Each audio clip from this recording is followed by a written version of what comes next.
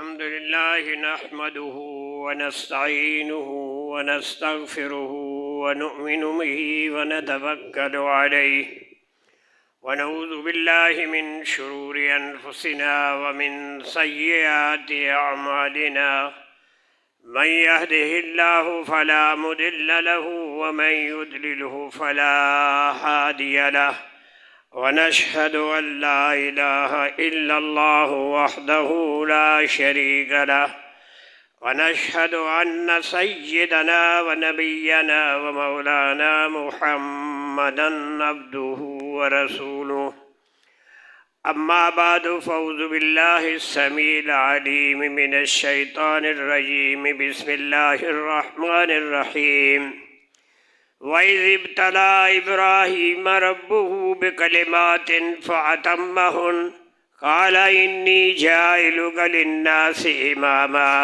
قَالَ وَمِنْ ذُرِّيَّتِي قَالَ لَا يَنَالُ عَهْدِ الظَّالِمِينَ صدق اللہ العظیم۔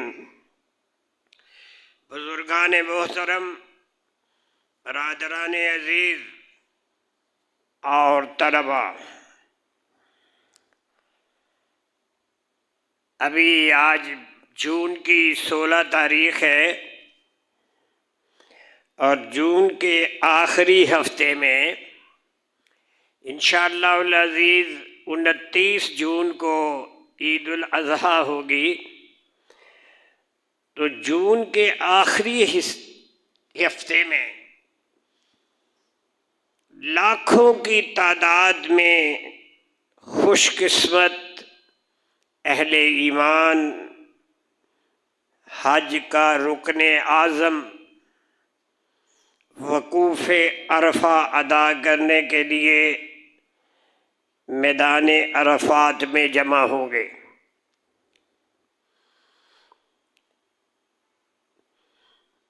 9 ذی الحجہ کو ظہر کی نماز کے ساتھ ہی عرفات کے میدان میں قیام کرنا ہے اور ٹھہر جانا ہے سورج غروب ہونے تک۔ اسی ٹھہر جانے کو وقوف عرفہ کہتے ہیں اور یہ حج کا رکن اعظم ہے۔ اگر کوئی 9 ذی الحج کو سورج ڈوبنے سے پہلے عرفات کے میدان میں حاضر نہ ہو اور سورج غروب ہو گیا تو اس کا حج نہیں ہوگا۔ یہاں ٹھہرنا بہت ضروری ہے۔ تو یہ سب سے بڑا رکن ہے جس کو ادا کرنے کے لیے میدان عرفات میں لاکھوں کی تعداد میں لوگ جمع ہوں گے۔ اور سب سے بڑی بات یہ ہے کہ ساری دنیا کے مسلمان، مختلف ملکوں میں رہنے والے، مختلف لباس پہننے والے، اور ہر ایک کا قومی لباس جدا جدا ہے۔ ہمارا بھی قومی لباس ہے، شلوار قمیض اور واسکٹ ہے۔ اسی طرح عربوں کا ایک چوغا ہے اور اوپر سر کے رومال ہے، یہ ان کا قومی لباس ہے۔ یورپ میں رہنے والے مسلمانوں کا وہ پینٹ اور کوٹ بھی ہے، مسلمان ہیں۔ تو ہر ملک کے رہنے والوں کا قومی لباس بھی ہے۔ ہر ملک جتنے بھی اس دنیا میں ہیں وہاں رہنے والے مسلمانوں کے اپنے اپنے قومی لباس جو ہیں ان کا وجود اور ان کا ظہور موجود ہے۔ لیکن یہ وقوف عرفہ جو ہے اس کے اندر ساری دنیا کے مسلمان اپنے اپنے قومی لباس اتار کر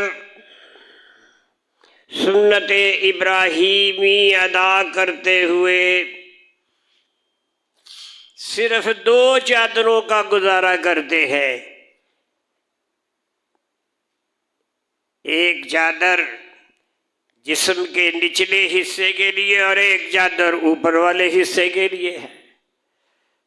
جہاں سے بھی آیا ہے، مشرق سے، مغرب سے، شمال سے، جنوب سے، وہ اپنا اپنا لباس چھوڑ جائے گا۔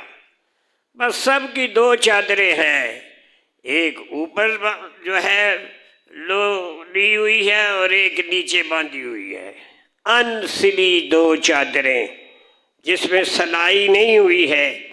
یہ اپنے اپنے قومی لباس کو اتار کر سنت ابراہیم، سنت اسماعیل اور سنت سید خیر الامم خاتم النبیین، ان کی سنت پر ان انسلی چادروں پر مشتمل ایک ہی لباس میں ملبوس ہوتے ہیں۔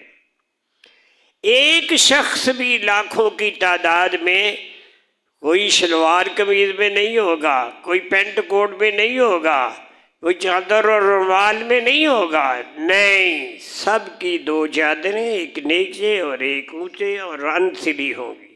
یہ کون سا لباس ہے؟ یہ سیدنا ابراہیم علیہ السلام اور سیدنا اسماعیل علیہ اور خود ہمارے سرکار دو عالم علیہ السلام کا لباس ہے، جو انہوں نے حج کے دوران وقوف عرفات کے اندر ان دو چادروں سے گزارا کیا ہے۔ ایک تو سارے کا سارا لباس ایک جیسا ہوگا، سن رہے ہیں نا؟ کون سا لباس ہوگا؟ دو چادریں، سلی ہوئی نہیں، انسلی چادریں۔ ایک کو آپ نیچے لاچے کے طور پہ باندھ لیں گے، ایک کو اوپر کمبل کی طرح اوپر اوڑھ لیں گے، تو یہ دو چادریں ہیں۔ تو ساری دنیا کے مسلمان اپنے اپنے قومی اور اپنے اپنے علاقائی لباس کو اتار دیں گے۔ پنجابیوں کا یہ لباس ہے اور سرحد والوں کا یہ ہے، بلوچیوں کا یہ ہے، سندھیوں کا ہے۔ سندھیوں نے اپنی سندھی ٹوپی پہننی ہے، صرف دو چادریں ہیں، ٹوپی بھی نہیں پہنی، سر ننگا رہنا ہے اور پیر بھی ننگے ہونے ہیں، اس کے اوپر بھی کوئی جوتا نہیں ہونا، پیر ننگے ہونے ہیں۔ یہ سارے دو ہی چادریں کام کریں گی، اوپر نیچے، اور نہ ٹوپی ہوگی نہ ہی بند جوتا ہوگا، کھلی چپل، کینچی کا چپل جسے کہتے ہیں، وہ ہوں گی سب کی۔ اپنے قومی لباس کو بھی اتار دیا، اپنے علاقائی لباس کو بھی اتار دیا، اپنی وضع قضا اور اپنے لباس کو چھوڑ چھاڑ کے ایک ہی رنگ میں رنگے ہوں گے۔ کہاں؟ میدان عرفات میں۔ سب کی زبان پہ اب ایک ہی ترانہ ہوگا۔ پہلے تو میں نے بتا دیا نا لباس کون سا ہوگا، دو چادریں، اور ترانہ کیا ہوگا، وظیفہ کیا ہوگا، نعرہ کیا ہوگا۔ ترانہ کیا ہوگا، وظیفہ کیا ہوگا اور نعرہ کیا ہوگا؟ لبیک اللہم لبیک، لبیک لا شریک لک لبیک، ان الحمد والنعمت لک والملک لا شریک لک۔ بس، کوئی انگریزی میں نہیں، کوئی پنجابی میں نہیں، کوئی اردو میں نہیں، کوئی پشتو میں نہیں، کسی زبان کے اندر نہیں۔ عربی والا بھی کہے گا لبیک اللہم لبیک، انگریز مسلمان آئے گا انگلش قومی زبان، وہ بھی کہے گا لبیک اللہم لبیک لا شریک لک لبیک۔ اور پشتو بولنے والا پٹھان بھی کیا کہے گا، لبیک اللہم لبیک لا شریک لک لبیک۔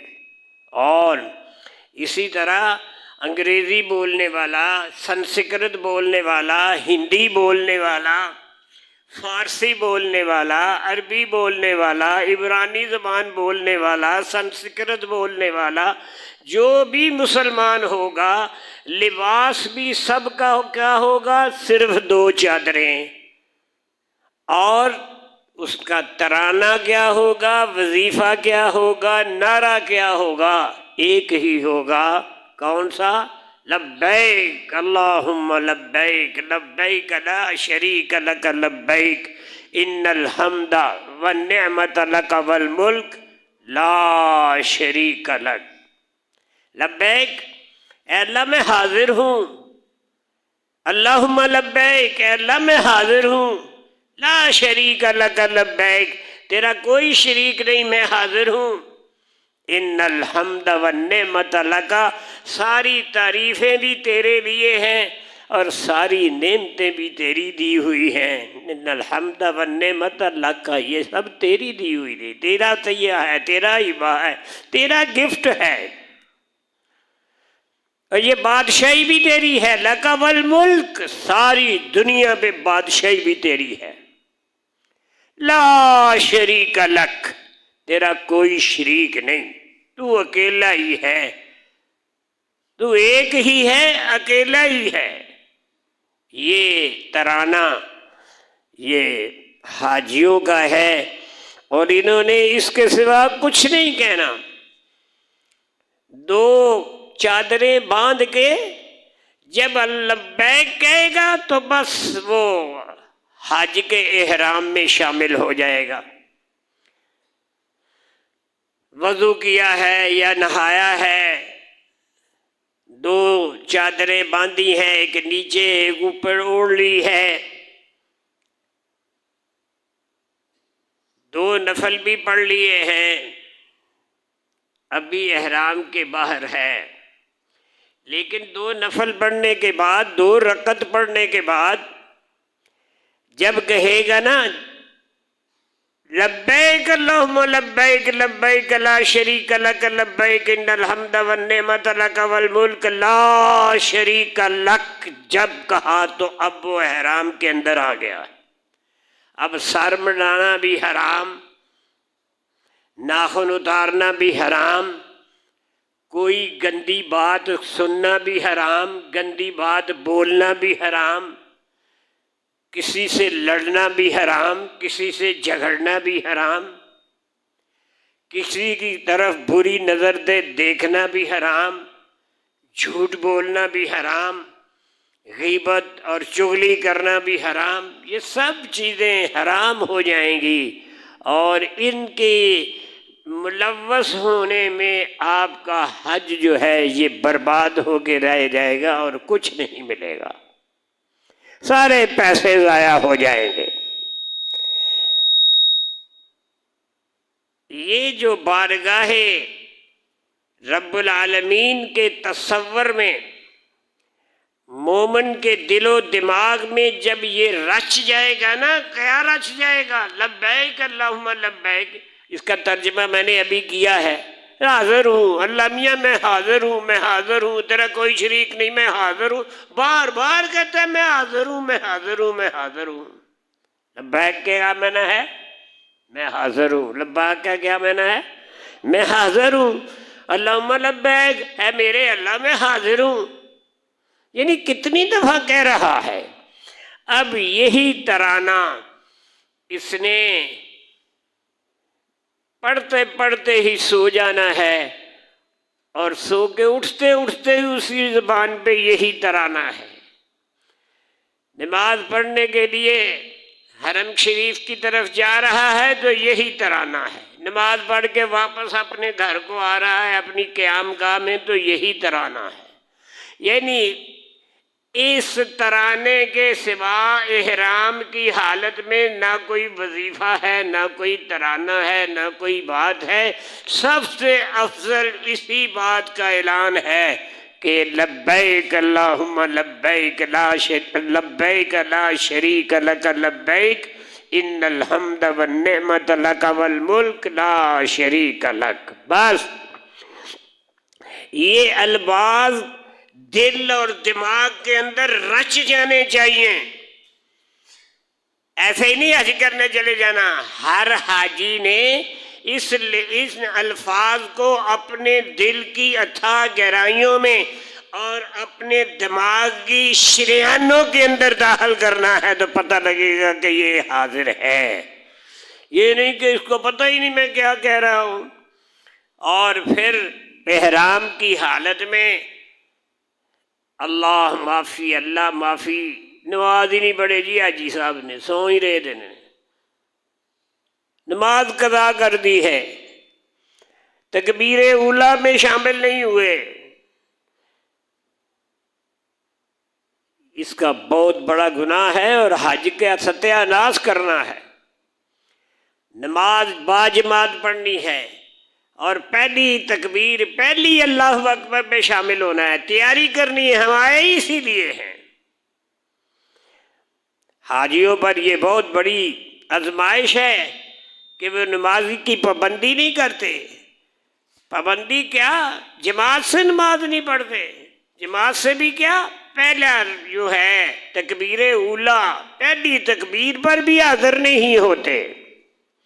تو اس کا مطلب یہ ہے کہ اس کا لبیک جو ہے یہ زبانی ہے، اس کی لبیک کی آواز نہ اس کے دل کو پہنچی ہے نہ اس کے دماغ تک پہنچی ہے، یہ بس زبان تک ہی ہے. حاجی کے دل کی حرکت کے اندر یہ جائے اور حاجی کے دماغ کی لہروں کے اندر یہ جائے، لبیک اللہم لبیک لبیک لا شریک لک لبیک، پھر ہے. اب جتنے بھی حج کرنے جا رہے ہیں یا جانے ہیں یا جن کا ارادہ ہے، ان کو اس لبیک کے رش بچ جانے کا بندوبست کرنا ہے، باتیں کم کرنا ہے، ادھر کی سرگوشیاں کم کرنا ہے، سب چھوڑ چھاڑ کے ایک ہی بات کہنی ہے، لبیک اللہم لبیک لبیک لا شریک لک لبیک.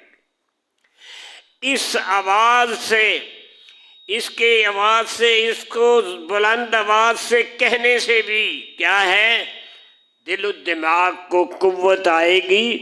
اللہ کی خشیت یعنی اللہ کا ڈر جو ہے یہ آ جائے گا، اللہ سے محبت ہو جائے گی، اللہ سے بڑا ہی گمان ہو جائے گا اور اللہ سے قرب حاصل ہوگا، اللہ سے قریبی حاصل ہو جائے گی.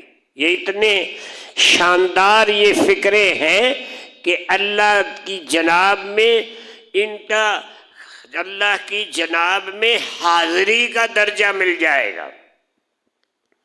اور یہ بات دیکھیں، ہر حاجی نے اپنے اندر جھانک کے دیکھنا ہے، اپنے گریبان کے اندر منہ ڈال کے دیکھنا ہے، ادھر ادھر نہ دیکھے، اپنے من میں ڈوب کر کہے کیا ہے، اپنے من میں ڈوب کر پا جا سراغ زندگی. جب تو یہ لبیک کہے گا، کہہ کے ایک دفعہ، دو دفعہ، تین دفعہ، آخر کہتا کہتا کہتا یہاں تک پہنچ جائے گا کہ یہ آپ کے دل تک پہنچ جائے. یہ کہتے کہتے یہاں تک کہ وہ دماغ پہ بھی پہنچ جائے گا، کہتے کہتے یہ اعصاب پہ بھی. اور خون کے دوران میں جس طرح خون جسم کے اندر حرکت کرتا ہے اور خون دوڑتا ہے، پھر ایک وقت ایسا ہے کہ یہی لبیک جس کا سمجھ نہیں تھی اب یہ اس کے خون کے ساتھ دوڑ بھی رہا ہے، لبیک اللہم لبیک کہہ کے. یہ کوئی چھوٹی بات نہیں ہے، یہ بڑی قوت ہے. ایٹم بم سے بھی زیادہ اس کے اندر طاقت ہے. جو اللہ کا قرب اس سے حاصل ہو جاتا ہے وہ بندہ اس کے قریب ہو جاتا ہے. اور یہ کیفیت جب حائل ہو جائے گی، یہ کیفیت جب کسی حاجی پہ طاری ہو جائے گی تو پھر وہ روحانی تجربے سے گزر رہا ہوگا، پھر اس کی روح جو ہے اس میں تازگی آ جائے گی. اب صرف جسم ہی نہیں رہا، اب روح تک یہ آواز پہنچ گئی ہے. اب کیا ہے، اب تو لرزہ طاری ہو گیا ہے. اب وہ یہ کیفیت ہے کہ اس کا جی لبیک کے بغیر اب اس کا جی کچھ نہیں کرتا، لبیک ہی چلنا چاہیے. وہ اس حج کی حقیقت اور روح، عبادت کی روح سے بہت دور تھا. ارادہ کیا، ٹکٹ لیا، درخواست منظور ہو گئی، تیاری بھی کرتے رہے، اور احرام باندھ کے ایک جہاز میں بھی بیٹھ گئے، چلتے چلتے ادھر ادھر بھی تاک جاک چلتی رہی، لیکن لبیک کا جب یہ ترانہ چلتا رہے گا، چلتے پھرتے بھی، اٹھتے بیٹھتے بھی، سوتے جاگتے بھی، مسجد کی طرف جاتے اور آتے بھی، ہر حال میں جب احرام کی حالت میں ہے اور جب یہ ایام حج ہیں تو اس کے اندر سب سے بڑی اللہ کی قدرت اور اللہ کی طاقت اور اللہ کی وحدانیت اور اللہ کی ذات گرامی کا تعارف ہی یہ ہے کہ لبیک اللہم لبیک لبیک لا شریک لک لبیک ان الحمد والنعمت لک والملک لا شریک لک۔ اور اس کے اندر بڑی طاقت ہے، پڑھ کے تو دیکھ لو، اس کیفیت کو سمجھیں، یہ کیفیت پیدا ہونی چاہیے۔ یہ کیا ہے کہ ادھر ادھر دیکھ رہے ہیں جی، جہاز چل رہا ہے، جہاز اوپر نیچے چل رہا ہے، یہ جہاز کے اندر ہی بیٹھے اوپر چھت کی طرف دیکھ رہے ہیں، کھڑکیوں کی طرف دیکھ رہے ہیں، آنے جانے والے اور وہ میزبان جو خواتین ہیں ان کو دیکھ رہے ہیں۔ یہ تو پھر لبیک کے خلاف ہے۔ یہ جو اعلان کر رہے ہیں کہ اللہ میں حاضر ہوں، میں حاضر ہوں، میں تیرے پاس حاضر ہوں، میں آ گیا ہوں، یہ کہنا جو ہے یہ زبانی کلامی ہو گیا ہے۔ نہ دل اس طرف ہے، نہ دماغ اس طرف ہے، نہ ہمارے اعضاء اس طرف ہیں۔ ہمارا دل بھی لبیک کی طرف ہو، ہمارا دماغ بھی لبیک کی طرف ہو، ہمارے اعضاء بھی اور ہمارے تمام جو ہیں یہ جسم کے حصے جو ہیں یہ لبیک سے معمور ہوں، پھر وہ کیفیت بنتی ہے۔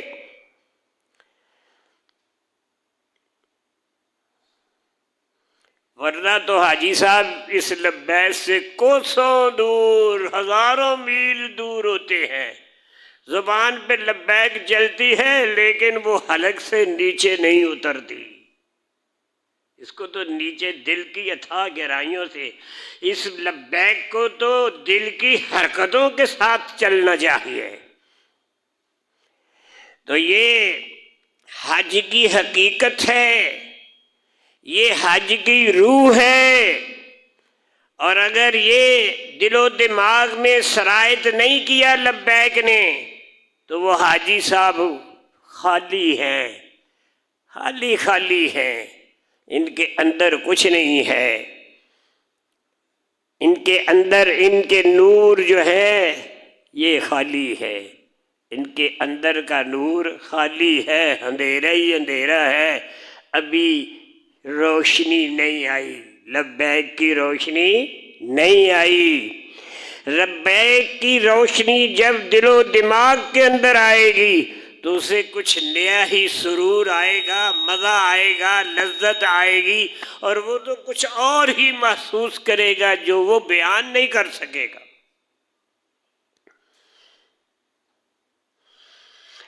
یہ صرف ظاہری عبادت کی صورت کو اپنایا ہے، ظاہر ظاہری میں لبیک ہے، چکراچی صاحب ہیں، لبیک بھی کہہ بیٹھے، احرام بھی پہن لیا، قومی لباس چھوڑ کے ابراہیمی لباس کو اپنا لیا، اسماعیلی لباس کو اپنا لیا، دو چادر والوں کو، سرکار دو عالم علیہ السلام کے لباس کو اپنا لیا، ننگے پاؤں بھی ہے اور ننگے سر بھی ہے۔ یہ ہے کمال، یہ ہے وہ دیوانہ، وہ ہے یہ پگلا جس کے دل و دماغ میں اللہ رب العزت کی یاد کے سوا اور کسی کی یاد باقی نہیں رہی۔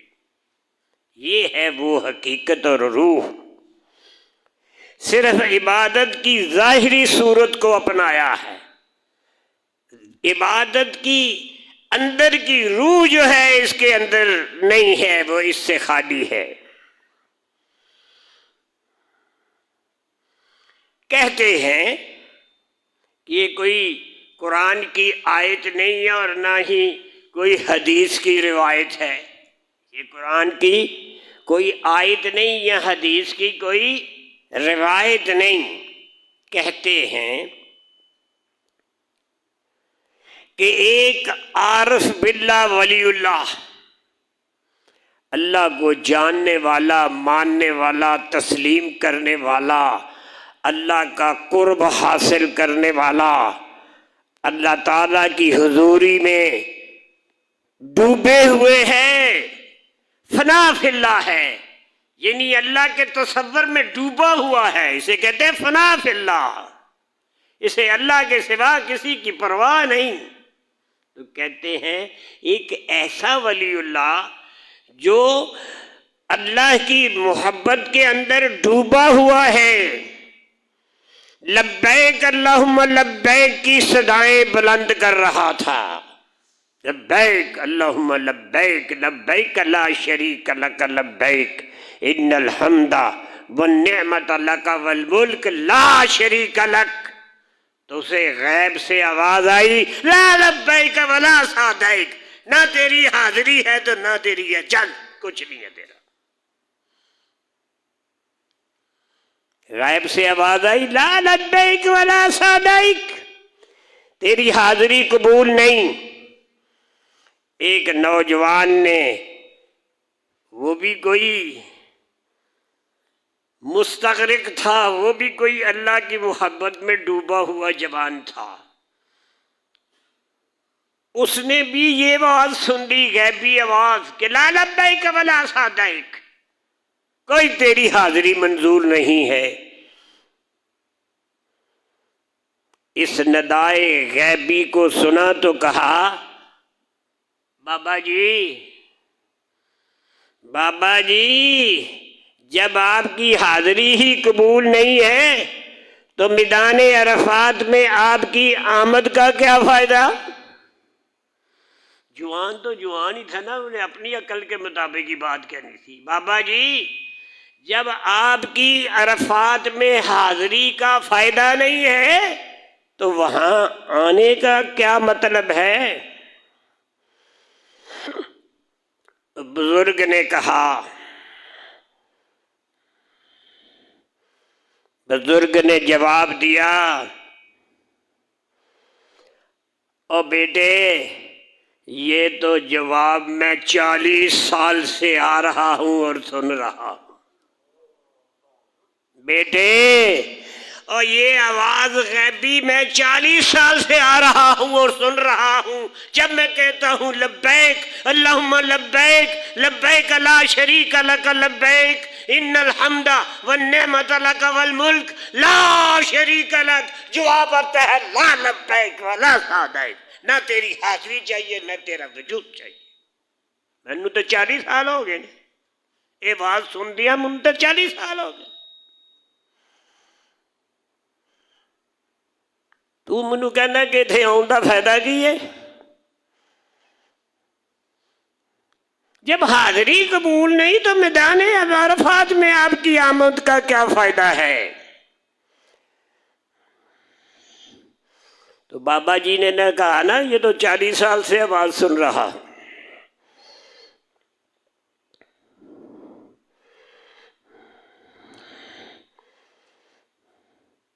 بیٹے یہ تو بتا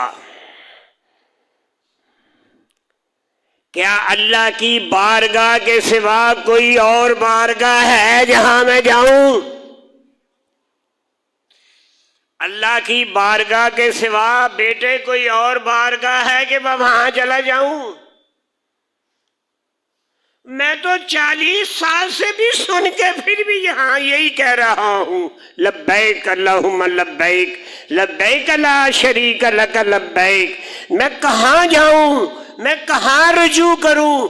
میں کس کی طرف توجہ کروں؟ میرے پاس تو اللہ کے سوا کوئی ہے ہی نہیں، اور یہ آواز ساری زندگی بھی غیب کی آتی رہے گی اور میں بھی یہاں آتا ہی رہوں گا، آگے بھی چل کے آتی رہے گی تو میں آتا ہی۔ تو پوری زندگی مجھے تو یہی حاضری دینی ہے، میری حاضری رہے گی۔ 40 سال ہو گئے نا، اور 40 سال اور میں آتا رہوں گا، اگر یہ جواب ملتا رہا تو میں آتا ہی رہوں گا، میرا کام آنا ہی ہے۔ یہ جواب سن کے بھی میں نے یہی آنا ہے، میرا اور کوئی رستہ نہیں، اور کوئی موقع نہیں، اور کوئی میری جگہ نہیں کہ میں وہاں جاؤں سن کے کہ لا لبیک ولا سعدیک، تیری حاضری منظور نہیں ہے، میں نے پھر بھی آنا ہے تو یہی آنا ہے، میری اور کوئی آنے کی جگہ نہیں ہے۔ تو بیٹے چاہ حیات مجھے یہی حاضری دینی ہے۔ اس پر اب پھر ایک غیب کی آواز آئی، اے میرے بندے، میں نے تیری آج کی اور گزشتہ تمام سالوں کی لبیک قبول کر لی ہے۔ میں نے آج کی نہیں، آج سے پہلی بھی سارے سالوں کی لبیک قبول، حاضری قبول کر لی ہے۔ اب یہ حقیقت بندے کے دل اور روح میں جذب ہو جائے۔ اگر جذب نہ ہوئی ہوتی تو کہتا منو کی لوڑ ہے، چھڈو جی آن دیو سیٹو اور کدھر لب لینے ہیں۔ مطلب اس کو کچھ، اس کے دل میں کچھ تھا نہیں نا، خالی تھی تو کہتا چلو رہن دیو اسی کسی اور پاسے ٹوٹ جانے ہیں۔ لیکن اس نے کیا کہا، یہ تو 40 سال کا انکار ہے، یہ ساری زندگی میرا اور ٹھکانہ کوئی نہیں، مجھے کوئی اور ٹھکانہ نہیں ہے، میرا تو ٹھکانہ ہی یہ ہے، اب مزید 40 سال لگ جائیں گے تو پھر بھی میں نے یہی آنا ہے۔ بس اس کا یہ فکرہ تھا۔ تو معلوم ہوا کہ اس کے آنے کی اور اس کے لبیک کی جو طلب دل اور دماغ میں تھی، دماغ میں بھی لہریں لبیک کی تھیں اور دل پر بھی، دل پہ حرکتیں بھی جو لبیک کی تھیں، اس نے وہ قوت پیدا کی کہ قاری اللہ تعالیٰ نے اسے سابقہ تمام لبیکوں کی حاضری کو منظور کر لیا۔ یہ ہے حقیقت۔ آج بھی حاجیوں جس نے جانا ہے، جھوٹ بولنا تو بہت بڑا گناہ ہے، اور جھوٹ بولنا کوئی چھوٹا گناہ نہیں، جھوٹ بولنا بڑا گناہ ہے۔ ہم نے جھوٹ بولنا معمولی سمجھا ہوا ہے، جھوٹ تو بولنا بہت بڑا گناہ ہے۔ چغلی قید یہ کہتے ہیں کہ جب ہم مر جائیں گے، مٹی میں مٹی ہو جائیں گے، پھر دوبارہ زندہ ہونا عقل اور فکر کے خلاف ہے۔ یہ جب وہ حالت ہو جائے گی تو روح تو زندہ رہے گی نا۔ روح کا اس خالی جسم کے ساتھ اللہ جب چاہتا ہے تعلق پیدا کر دیتا ہے، اور جب اس مٹی میں مٹی ملے ہوئے کو جب عذاب ہوتا ہے تو اس کا احساس روح تک جاتا ہے۔ آئیے سمجھ، کنج پتہ لگتا ہے جی مر گیا ہے، بشاکے نو مارو، ٹھڈے مارو، انو مکے مارو، بولتا ہی نہیں ہے۔ قبر پہ صحابیوں میں سے قبر کھود کے میت کو دفنانا تھا تو ایک ساتھ والی قبر پہ ایک صحابی کے پاؤں لگ گئے، پاؤں بٹھا دیے، تو آپ صلی اللہ علیہ وسلم نے فرمایا لا تؤذِ صاحب ھذا القبر، اور اس قبر والے کو تنگ نہ کر، اس قبر والے کو اذیت نہ پہنچا، اس کو نہ بچا۔ اس سے کیا مطلب ہے، جب کوئی کسی کے جسم کو اندر کوئی توہین قبر کا کام، قبر کی عبادت حرام ہے، اس کی عزت و احترام جو ہے وہ قائل ہے۔ میت کی بے عزتی گناہ ہے، میت کی بے احترامی گناہ ہے۔ ایک شخص آئے کہنے لگے سیلاب آیا ہے، اماں جی کی قبر بھی تھی، 3-4 مہینے ہوئے ہیں، تو میں کیا کروں، وہ کیا ہوا ہے، تو میں نکال کے تو نئے سرے سے قبر بنا دوں۔ میں نے کہا نہ، اس راز کے اندر دخل نہیں دینا، نہ کٹنا نہ کٹ کرنا، جو کچھ ہے اس کو اوپر ہی مٹی ڈال دو اور اسی طرح کی قبر کا اس میں نشان کر دو، اس کو کھول کے اللہ کے رازوں کے اندر مداخلت نہ کرو، میت کی توہین ہو جائے گی، پتہ نہیں کس طرح دی ہوئے گی، پتہ نہیں کی ہو گیا ہوئے گا، اب ساری میت ہے کہ نہیں، کچھ اس سے لب نہیں رہے، کچھ نہیں لب دے، تو ایسی باتوں کے اندر مداخلت نہیں کر رہی ہے۔ تو روح اور جسم کا جب اللہ تعالیٰ چاہے گا، تو جس نے بنایا ہے، جس نے ایک پانی کے قطرے سے اسے اتنا مضبوط جوان بنا دیا ہے کہ آپ وہ اس کے بسم کیے ہوئے جسم کے ریزوں سے اس کی روح کے ساتھ ملا نہیں سکتا، کر سکتا۔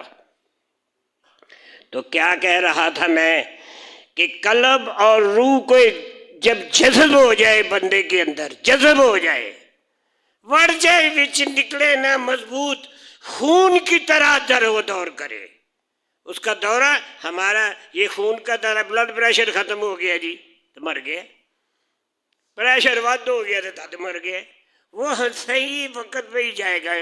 پریشر لو بھی برا، پریشر ہائی بھی برا، معتدل ہی ہوگا تو ٹھیک ہوگا۔ اسی طرح بندے کو اعمال صالحہ کے اندر، خصوصاً حاجی نے جب حج کے لیے جانا ہے تو اس نے اپنے سفر کے اندر نمازوں کو قائم رکھنا لازمی ہے۔ ہم دیکھتے ہیں، اللہ معاف کرے کہ حاجی صاحب جو ہیں وہ نماز پڑھنے کی طرف ہی طرح خیال نہیں ہے، سگڑ پی رہے ہیں، گئے ہم نماز کے لیے جا رہے ہیں تو سگڑ پی رہے تھے، واپس آئے ہیں تو سوٹا ہی پہ لاندے سن، انہوں نے خیال ہی نہیں آیا نماز بھی پڑھن جانی ہے کہ نہیں، حج کرن گے نے جاندی یاری ہار بھی بڑے پے سن، ادوں گری دے بھی ہار پہنتے سن، گری دے بھی اور بدانا والی بھی ہار، ان تے پھلاں دے ہی ہوندے نے، وہ بھی ہرے کاغذ ہی ہوندے نے، لیکن وہ بھی ہوتے تھے۔ لیکن حاجی صاحب جب ہو آئے ہیں تو بس ہو گیا، حج کم ہو گیا، نہ نماز دی لوڑ ہے، نہ زکوٰۃ دی لوڑ ہے، نہ روزے دی لوڑ ہے، سارے کچھ ہی معاف ہو گیا۔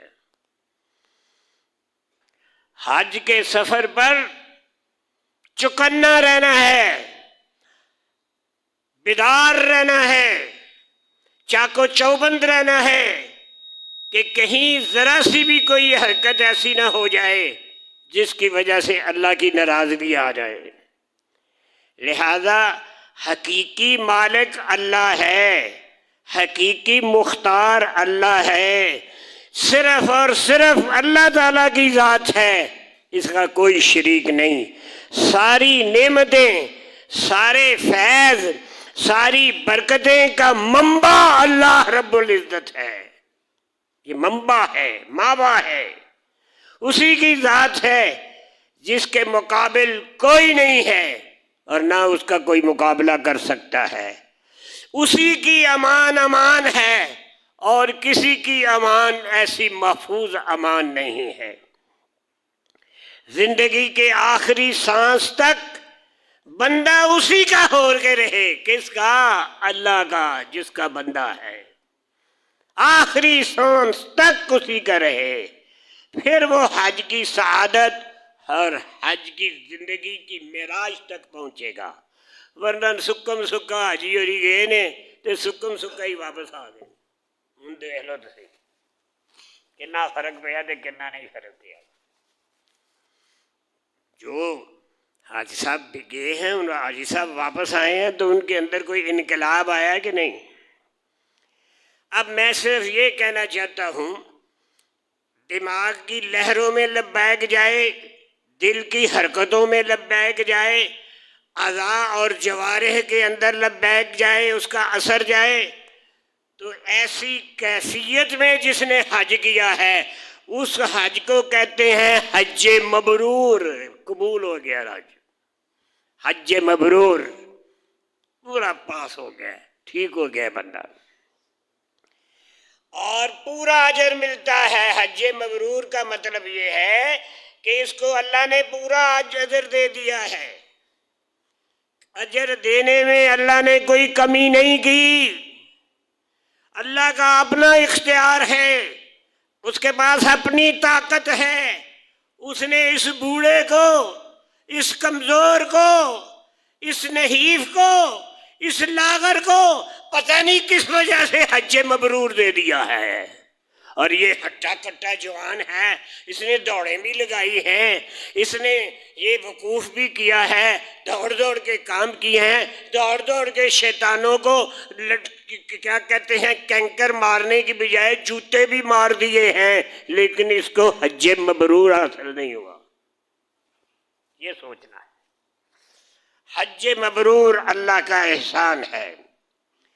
اور ساری بشارتیں اسی لیے ہیں کہ یہ حج اسلام کے اندر حج 9 ہجری کو فرض ہوا،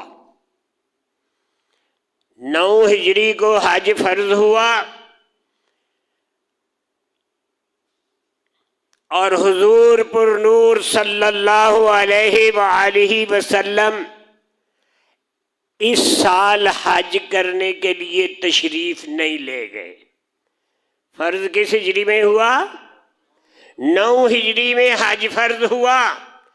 آپ خود تشریف نہیں لے گئے، آپ نے سیدنا ابو بکر صدیق رضی اللہ تعالی عنہ کو امیر حج مقرر کیا۔ کیا کیا؟ امیر حج۔ یہ اب اسی طرح امیر حج مقرر ہوتا ہے، کبھی بات ہوئی تو اس کا بھی تذکرہ کریں گے کہ بس امیر حج کوئی ہر سال مقرر ہوتا ہے، اور وہ پھر چلتا ہے جب عرفات کے میدان سے باہر نکلنا ہے نا، تو اذان وغیرہ تو ہوتی نہیں ہے، اور حاجی جو گئے ہیں انہیں پتہ بھی ہے کہ جب سورج غروب ہوتا ہے تو حاجی میں عرفات سے نکلتے ہیں، غروب ہونے پہ ہی توپ کا گولہ بھی پرانے زمانے میں چلتا تھا، تو بس امیر حج نے نکلنا ہے اور سارے پیچھے نکلیں گے، یہی لبیک چلتی رہے گی، لیکن نماز نہیں پڑھی جائے گی، مغرب کی نماز باجماعت نہیں ہوگی، وہ راستے میں جا کے ہونی ہے۔ مغرب اور عشاء جو ہیں یہ اکٹھی ہوں گی مزدلفہ میں جا کے۔ یہ لمبی بات ہے، میں تو اصل بات یہ کرنا چاہتا ہوں کہ صدیق اکبر کو امیر الحج مقرر کر کے حضور نے بھیجا صلی اللہ علیہ وسلم، اور سیدنا علی کرم اللہ وجہہ کو اپنا نمائندہ خاص بنا کے بھیجا کہ یہ اعلان کر دو، علی آپ پیچھے جانا ہے، جاؤ جا کے میری طرف سے یہ اعلان کر دو۔ کیا اعلان کر دو؟ اس کا ذکر تھوڑا سا کر دیتا ہوں کیونکہ اتنا وقت نہیں ہے۔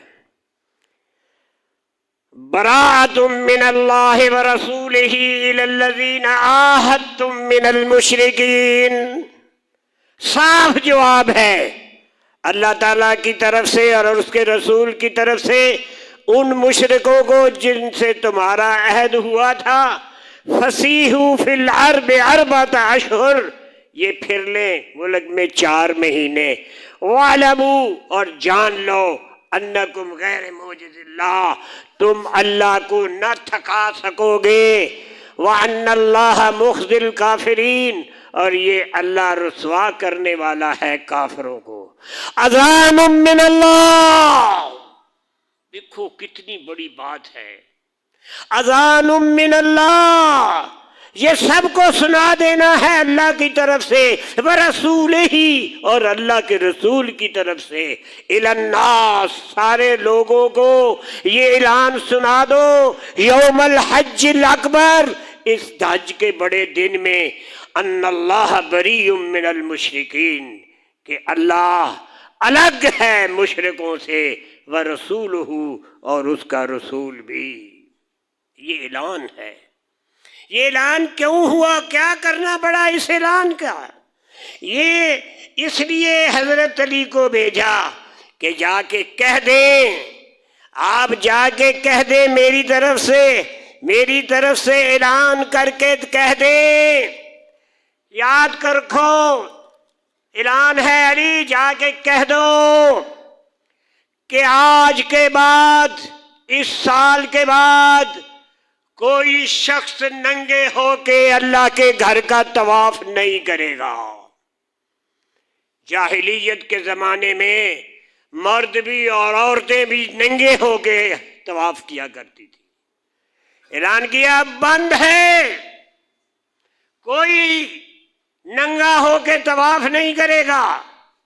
اور یہ بھی یاد کر لو کہ آج اس سال کے بعد کوئی مشرک خانہ کعبہ کے اندر داخل ہونے کی کوشش نہیں کرے گا، کسی کو جزیرۃ العرب کے اندر داخلے کی اجازت نہیں ہوگی۔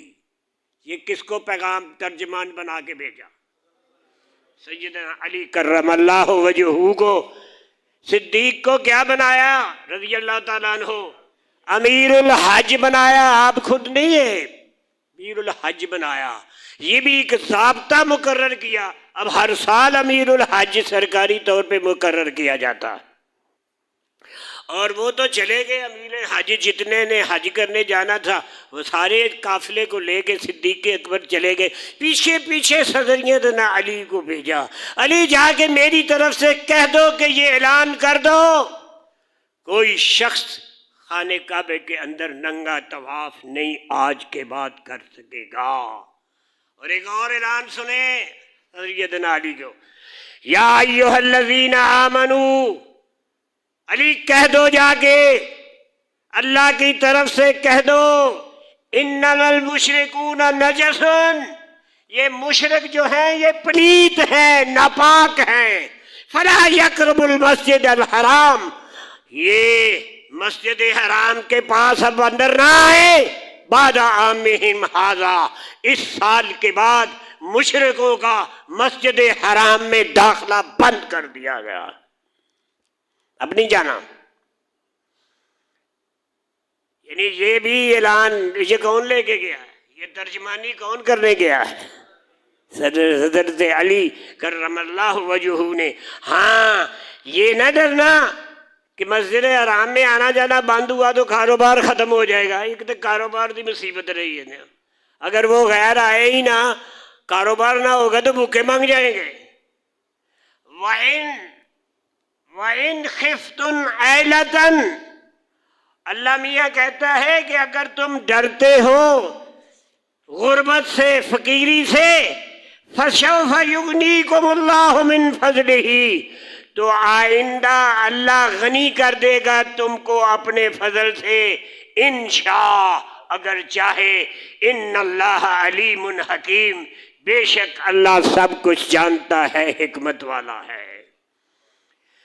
قاتل الذین لا یؤمنون باللہ، لڑو ان لوگوں سے جو ایمان نہیں لاتے اللہ پر، ولا بالیوم الآخر، اور نہ آخرت کے دن پر، ولا یحرمون ما حرم اللہ ورسولہ، اور نہ حرام جانتے ہیں اس چیز کو جس کو حرام کیا ہے اللہ نے اور اس کے رسول نے، ولا یدینون دین الحق، اور نہ وہ قبول کرتے ہیں سچے دین کو، من الذین اوتوا الکتاب، ان لوگوں میں سے جو اہل کتاب ہیں، حتی یعطوا الجزیۃ عن ید وہم صاغرون۔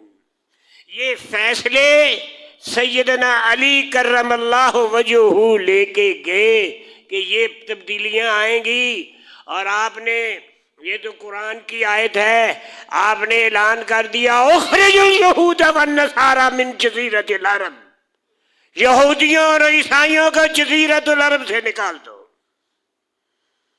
حکم دے دیا۔ یہ جزیرۃ العرب جو ہے یہ تو حدیث کے اندر یہی آتا ہے، اس کا پہلا نام ہی یہ تھا۔ جس طرح میں مثال دیتا ہوں، جس طرح ہندوستان پہلے تھا نا، ہندوستان، پاکستان نہیں بنا تھا 47 سے پہلے، اس کو کیا کہتے تھے؟ ہندوستان ہی کہتے تھے نا۔ ہندی ہے ہم وطن ہیں، ہندوستان ہمارا، یہ بھی علامہ اقبال کا ہی مسئلہ ہے، ہندی ہے ہم وطن ہیں، ہندوستان ہمارا۔ تو کیا ہوا؟ اس کو جزیرۃ العرب کہتے تھے۔ جب سلطنت عثمانیہ کو سازش کے ذریعے 56 ملکوں کے اندر تقسیم کر دیا گیا، ایک ملک کے 56 ملک بن گئے، تو اس وقت خلافت عثمانیہ کے سقوط کے بعد جب سعودیوں کو یہ اتنا ملا، لاٹھیوں اور کہاڑیوں سے جو چلتے جاتے تھے، قبضہ کرتے تھے، اتنے بندے ہی نہیں تھے، یہ اس طرح آئے ہیں۔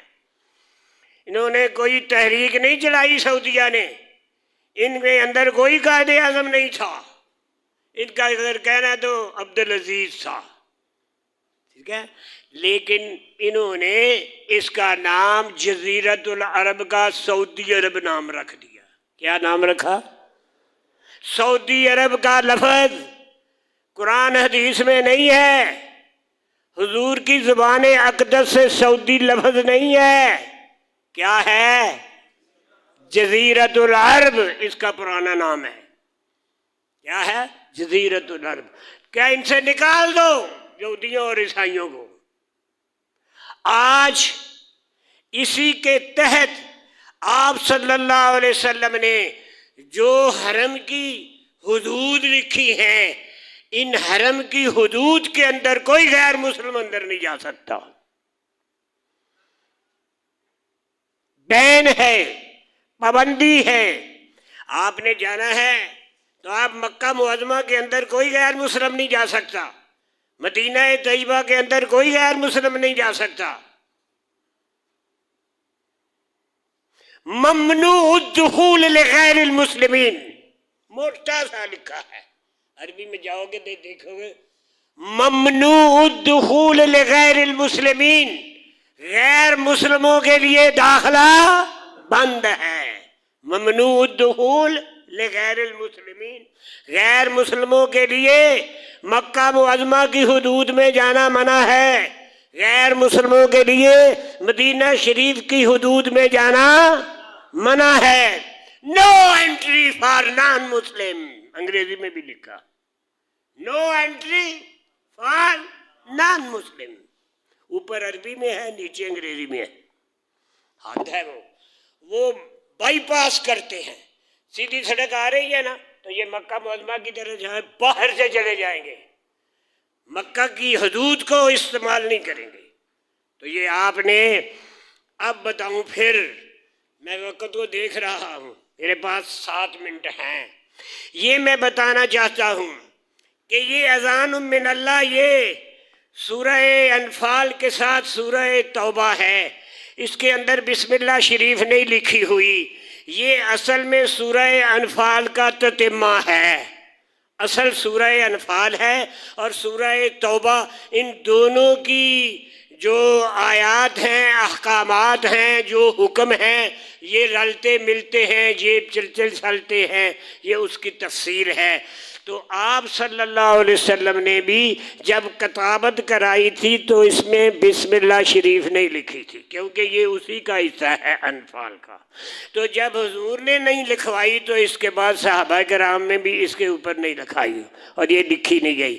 لیکن یہ براءۃ من اللہ و رسولہ، صاف جواب ہے اللہ اور اس کے رسول کی طرف سے، الی الذین عاہدتم من المشرکین، ان لوگوں کے لیے جن نے ہمارا معاہدہ کر کے، ہمارے ساتھ وعدہ کر کے منحرف ہو گئے، یہ ان کے لیے صدیق اکبر کے بعد علی مرتضیٰ کو بھیجا کہ جا کے ان مشرکوں سے قطع تعلقی کا اعلان کر دو جن سے تم نے معاہدہ کیا تھا۔ اے مشرکو، زمین پر 4 مہینے تک آزادانہ پھرو چلو، 4 مہینے کے بعد تمہیں نکال دیا جائے گا۔ وہ جنہوں نے ہمارے ساتھ معاہدہ کیا ہے اور معاہدہ پہ پکے ہیں، ان کو بھی یہ اجازت ہے کہ آپ ان 4 مہینوں کے اندر اندر مسلمان ہو جائیں تو ٹھیک ہے، اگر مسلمان نہ ہو جائیں تو نکل جائیں، پھر ہماری تمہاری لڑائی ہوگی، اور جنہوں نے ہمارا معاہدہ کر کے توڑا ہے وہ نکل جائیں۔ اب سب کو 4 مہینے کی یہ مہلت ہے، 4 مہینے کے اندر اندر جزیرۃ العرب کو خالی کر دو۔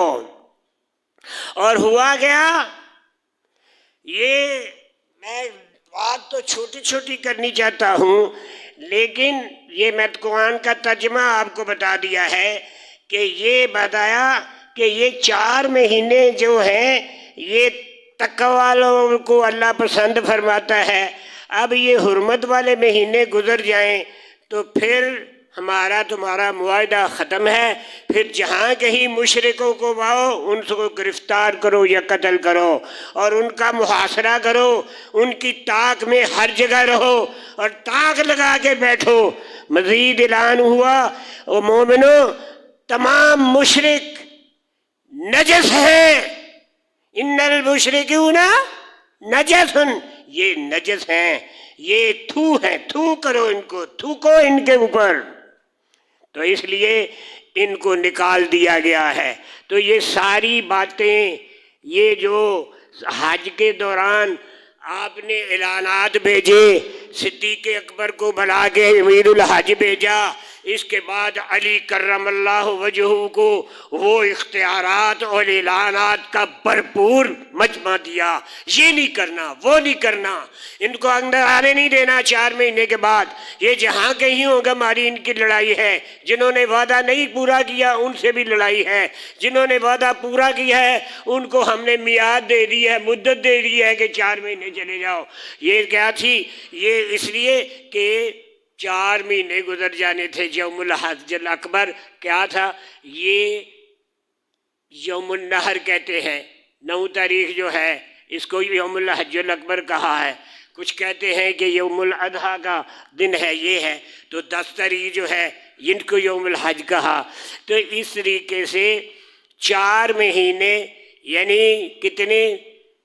ذی الحج کا 10، اور آگے کیا ہے؟ محرم کی 10 1 مہینہ، صفر کی 10 2 مہینے، ربیع الاول کی 10 3 مہینے، اور ربیع الثانی کی 10 کتنے مہینے؟ 4 مہینے۔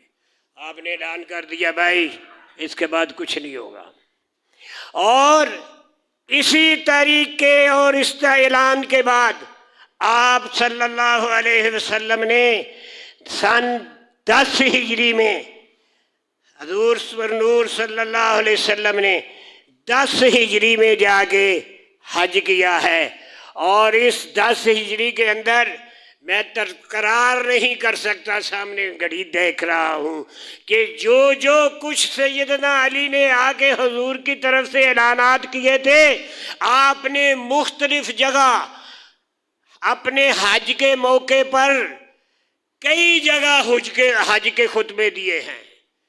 ایک تو خطبہ ایسا ہے کہ آپ نے اپنی اونٹنی قصوہ جو تھی اس قصوہ کو جبل رحمت کے اوپر کھڑا کر کے، اور جبل رحمت کے اوپر قصوہ کے اوپر کھڑے ہو گئے، آپ نے تقریر کی، بیان کیا، اور علی کو جو پک بڑھا کے بھیجا اس کی توثیق کا اعلان کر دیا۔ کس کا اعلان کر دیا؟ ٹھیک یہی ہونا ہے۔ تو اس لیے آپ صلی اللہ علیہ وسلم نے بغیر کسی لڑائی کے، بغیر کسی اشتہار استعمال کیے کہ مکہ معظمہ کو فتح کیا ہے، یہ ایک تاریخی بات ہے۔ یہ تھا سارے کام ہو جائیں، صدیق اکبر جا کے امیر بھی بن جائیں، علی جا کے جتنی میری باتیں ہیں ہر جگہ جگہ جگہ جا کے میرے اعلانات کر دیں، اور جب سب کو میرے بارے میں پتہ لگ جائے تو اب میں نے جانا ہے مکہ کو فتح کر کے، جا کے جو علی نے میری طرف سے کہا ہے وہ آپ نے جبل رحمت پہ قصوہ اونٹنی کو کھڑا کیا، اس کے اوپر آپ بیٹھے، پھر زور سے آپ نے خطبہ حج دیا، یاد رہا تو پھر حج کے نکات وہ بیان کروں گا جو بین الاقوامی، جو اقوام متحدہ نے بیان کیے ہیں، وہ سب چوری کے ہیں، وہی نقل ہے جو حضور نے حقوق بیان کیے، وہی آج حقوق اقوام متحدہ نے پاس کیے۔ تو آ گیا نا، پھر سارا کام مکمل ہو گیا۔ وآخر دعوانا الحمدللہ۔